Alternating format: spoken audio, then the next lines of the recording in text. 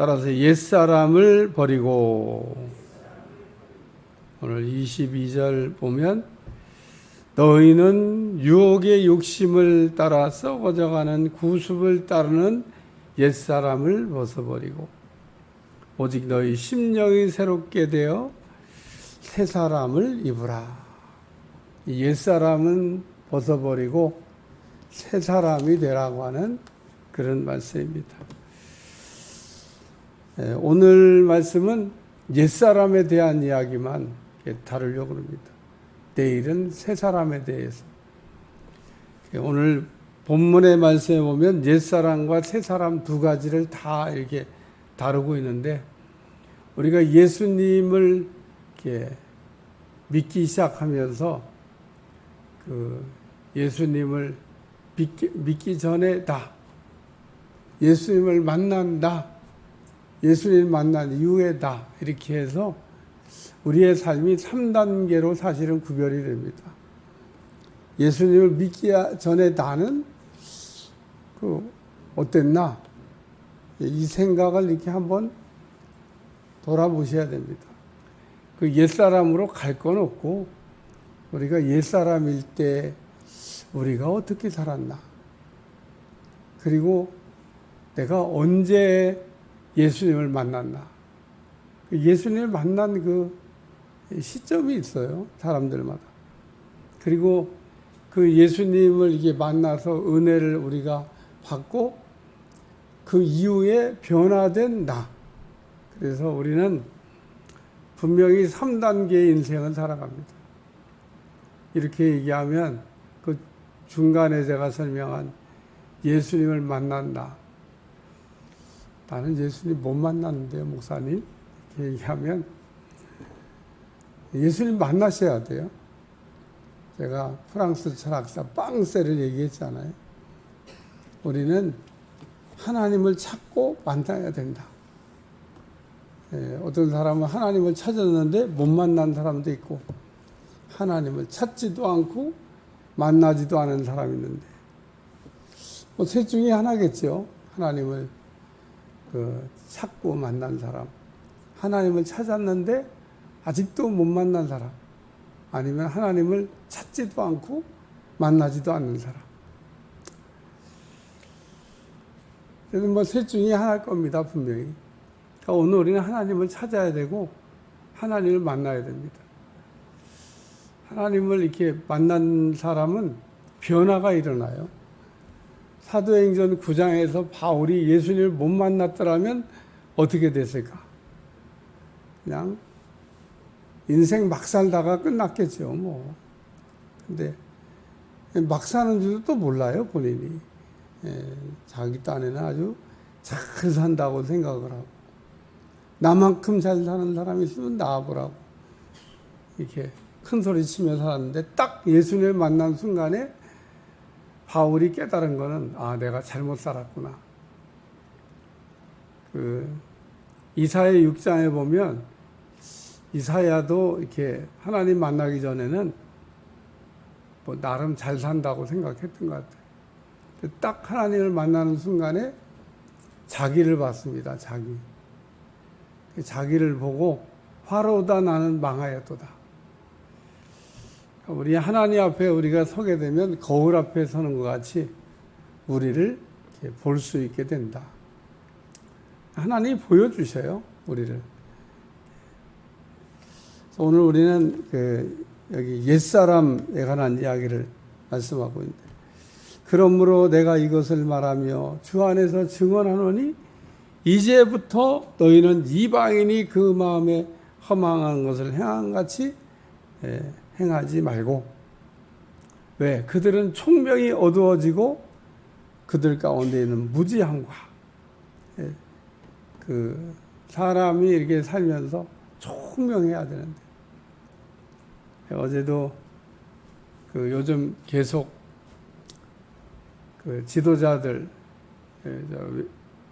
외국에 세워져 있는 지도자들을 위해서 유튜브로 이렇게 기도해 주고 있는데, 기도하다 보니까 이제 참 자녀들을 잘 생산했구나. 얼마나 자녀들을 통해서 하나님이 기쁨을 주실 건지 계속 그 얘기를 하시더라고요. 참 척박한 땅에서 복음을 이렇게 전하면서 믿음을 지키고 어떻게 하든지 복음을 전해보겠다고 하는 그런 삶을 살고 있는 그 지도자들의 가정을 위해서 기도하는데, 참 자녀들을 통한 하나님이 큰 기쁨을 주시겠다. 정말 똘망똘망한 아이들을. 그래, 오늘 우리가 인생을 살면서 하나님이 여러 가지 우리에게 기쁨을 주시는데, 참 기쁨을 주시는 것도 보면 다양한 것 같아요. 그들의 총명이 어두워지고 우리는 총명해야 됩니다. 어린아이가 총명해야지. 그래서 무슨 한약 가운데는 총명탕이라 그런 것도 있다고 하더라고요. 총명탕을 먹어서 총명해지는 게 아니고 하나님이 우리를 총명하게 하셔야 총명해질 줄로 믿습니다. 오늘 총명이 사라지게 되면 무지하게 되는 겁니다. 믿는 사람과 무식한 사람이 있는데, 둘 다 믿는 사람이에요. 무식하다고 우리가 안 믿는 사람이 아닙니다. 무식한 사람이 불신자는 아닙니다. 근데 불신자는 아닌데 그렇다고 잘 믿는 것도 아니에요. 왜냐하면 무식해서. 성령님이 지금 아주 굉장히 역사하는 시대인데 성령님을 이렇게 다 알고 이렇게 믿음 생활하냐? 아닙니다. 성령님 몰라도 믿음 생활 잘하고 삽니다. 그러니까 아는 거와 그럼 모르는 거의 차이는 뭐냐? 그냥 쉽게 얘기해서 미국 갔는데 영어를 잘하는 사람하고 못하는 사람하고의 그냥 차이다. 뭐 이렇게 생각하시면 돼요. 참 미국 갔는데 영어 못하니까 진짜 답답하기가 막 그지없더라. 그래가지고 저 철원에 있는 친구하고 둘이 우리 한국 사람 열심히 공부하자. 돌아오자마자 끝냈어. 거기서는 막 결심을 했습니다. 우리가 참 이게 영어가 짧으니까 막 뭐가 안 되는데 한국 들어가면 열심히 영어 공부하자. 그런데 와가지고 열심히 안 했어요. 쉽지가 않더라고. 거기서는 막 답답하니까 뭐 의사소통이 안 되고 뭐 이게 안 되니까 막 가서 그냥 영어 공부 열심히 해야 되겠다 그랬는데 돌아와 보니까 또 안 써도 되는 나라인데 저기 굳이 영어 공부하고 뭐 있어. 그러니까 우리가 무식한 거와 믿는 거는 똑같이 믿는 건데 우리가 무식하게 믿으면 안 된다는 겁니다. 알고 믿으면 아는 것만큼 우리가 누릴 수가 있습니다. 모르고 믿으면 어떻게 되냐? 누릴 수가 없어요. 그렇기 때문에 총명해지시기를 위해 축원합니다. 두 번째는 마음이 굳어짐으로 말미암아 하나님의 생명에서 떠나 있도다. 그러니까 살아있는 사람과 죽은 사람의 차이는 살아있는 사람은 이렇게 사람을 만지잖아요. 따뜻합니다. 죽은 사람은 이렇게 만지면 싸늘합니다. 또 싸늘한 것뿐만 아닙니다. 사람이 이렇게 살아있는 사람 만지면 탄력이 있습니다. 예? 부드럽고. 근데 사람이 이게 죽잖아요. 딱 만지면 이렇게 굳은 것 같아. 그리고 굳은 사람을 이게 사실은 몸을 이렇게 움직이는 것도 쉽지가 않습니다. 살아있는 사람은 옷 입을 때 손을 이렇게 딱 꺾어가지고 돌아가신 분은 이렇게 손도 마음대로 안 돼. 그래 옷 입히는 것도 간단치가 않습니다. 수의사들이 참 재주가 보통 재주가 아닌 것 같아요. 돌아가신 분 몸이 막 안 움직여. 여기 마음이 굳어짐으로 말미암아 하나님의 생명에서 떠나 있도다. 오늘 우리는 살아있는 그리스도인이 되시기를 위해 축원합니다. 생명 관리 잘 하셔야 돼요. 우리 하나님께서 우리에게 생명을 주셨는데 이 생명의 불이 꺼지지 않게 해야 된다는 겁니다. 꺼져가는 등불도 끄지 아니하죠. 하나님은 안 끄시죠. 예? 하나님은 우리의 생명이 꺼져가게 끄시겠어요? 사람이 살고 죽는 거를 여러분 이렇게 많이 보셨나 보는데, 정말 딱 숨이 멈추면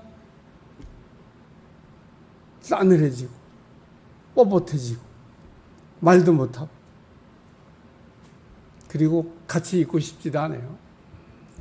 죽은 사람과 아유 나는 같이 있고 싶어 이런 분은 한 분도 없습니다. 오늘은 여기 마음이 굳어짐으로 우리의 마음이 이렇게 딱딱해지지 않도록 늘 옥토와 같이 이게 부드러움. 그래서 예수님이 마음을 밭으로도 비유하셨는데 길가와 같은 밭은 이 딱딱한 밭이 세상의 사람들이 밟고 다니는 길은요 잡초도 안 자랍니다. 그 아주 어려운 척박한 한계에서 이 자라는 잡초도 사람이 매일 밟고 다니는 길에는 잡초도 안 자랍니다. 사람들이 안 밟고 다니는 곳에야 잡초가 땅이 단단하게 굳어서 그래서 묵은 땅을 기경하라.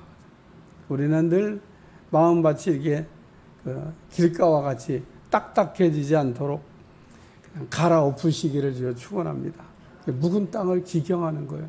갈아엎어서 옥토가 되게 해야 돼.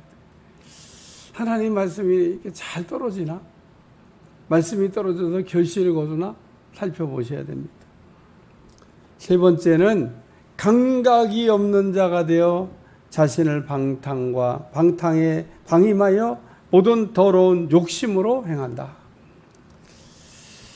옛사람일 때 감각 없는 자로 살았다는 겁니다. 오늘 우리 몸에는 감각이 있습니다. 누가 나를 와서 이렇게 한번 꼬집으면요, 아 그럽니다. 꼬집으면 아프니까. 근데 여러분 얼음을 이렇게 손에다가 한참 올려놔고 이 살의 감각을 잃어버리게 한 다음에 딱 꼬집어 보면요, 아픈 것도 몰라. 이게 이제 무감각해진 겁니다. 우리의 몸은 이렇게 꼬집거나 건드리거나 하면 감각이 와야 되는데 무감각해지는 이게 바로 우리의 옛사람이었다는 겁니다. 우리는 이렇게 느낄 거를 느껴야 되는데 느낄 거는 못 느끼고 안 느낄 건 느끼는 경우가 있습니다. 영적으로 예민한 사람 되시기를 주여 축원합니다. 엘리야가 너는 내가 너한테 뭘 줬으면 좋겠냐. 갑절의 영감을 원합니다. 엘리사의 그 기도 제목은 영적으로 민감한 사람이 되기를 원한다. 그렇게 얘기한 겁니다. 여러분도 성경에 그래서 아브라함은 뭘 기도했나? 이삭은 기도 제목이 뭔가? 야곱은 기도 제목이 뭔가? 요셉은 기도 제목이 뭔가? 엘리야는 기도 제목이 뭐였으며 엘리사는 기도 제목이 뭐였냐? 성경을 읽으면서 정리하셔야 돼요. 그래서 그 위대한 분들의 그 기도 제목이 여러분의 기도 제목이 될 수 있기를 축원합니다. 저는 그 성경에 나오는 위대한 분들의 기도 제목을 살펴보다가 야, 어쩌면 이렇게 우리하고는 차원이 다른 기도 제목을 가지고 기도를 이렇게 했을까? 그런 생각을 하면서 감탄할 때가 있었습니다. 꼭 여러분이 찾아낼 수 있길 바랍니다. 그리고 비교도 해보셔야 돼요. 내 기도 제목하고 이 위대한 분들의 기도 제목하고 뭐 내게 좀 제목이 다르긴 해도 뭐 그다지 뭐 수준이 떨어지지는 않는다. 그러면 여러분 아주 잘 살고 있는 겁니다. 오늘 우리가 믿음 생활을 잘하고 잘 살고 있는 거는 뭘 다 우리가 평가할 수 있냐? 어떤 기도 제목을 가지고 오늘도 몸부림치고 오늘도 그 제목이 이루어지게 하여 기도하고 있냐는 겁니다. 오늘 우리는 좋은 기도 제목이 여러분 가운데 늘 품어져 있어야 되고 그걸 가지고 기도하는 여러분들이 되시기를 주여 축원합니다. 예? 어떤 분은 의사를 하다가 그만두고 목사가 되고 어떤 사람은 판사를 하다가 그만두고 어떤 목사를 하고 이게 제가 며칠 전에 어떤 책을 이렇게 넘겨보다가 이 사람은 의사였다가 의사 그만두고 목사가 됐구나. 이 사람은 판사하다가 나는 오늘부터 이제 판사 안 합니다. 그러고 그 목사가 된. 그러니까 참 오늘 하나님의 나라를 이루기 위해서 힘쓰는 여러분들이 꼭 되시기를 주여 축원합니다. 우리의 옛사람은 십자가에 죽고 우리는 예수님 안에서 새 사람으로 살아가야 될 줄로 믿습니다. 기도하겠습니다. 하나님, 옛사람일 때 총명도 어두워져서 무지했고 마음은 굳어서 생명에 떠나 있었고 감각이 없는 자가 되어 방임에 방탐하여 욕심으로 우리가 살았던 옛사람 돌아가지 않게 도와주시고 예수님 안에 새 사람을 꿈꾸며 새로운 사람으로 살아갈 수 있도록 축복해 주옵소서. 끊임없이 옛사람으로 돌아가려는 우리를 돌아보게 도와주시고 앞을 향해 가는 종들이 되게 하여 주옵소서. 예수님의 이름으로 간절히 기도하옵나이다. 아멘.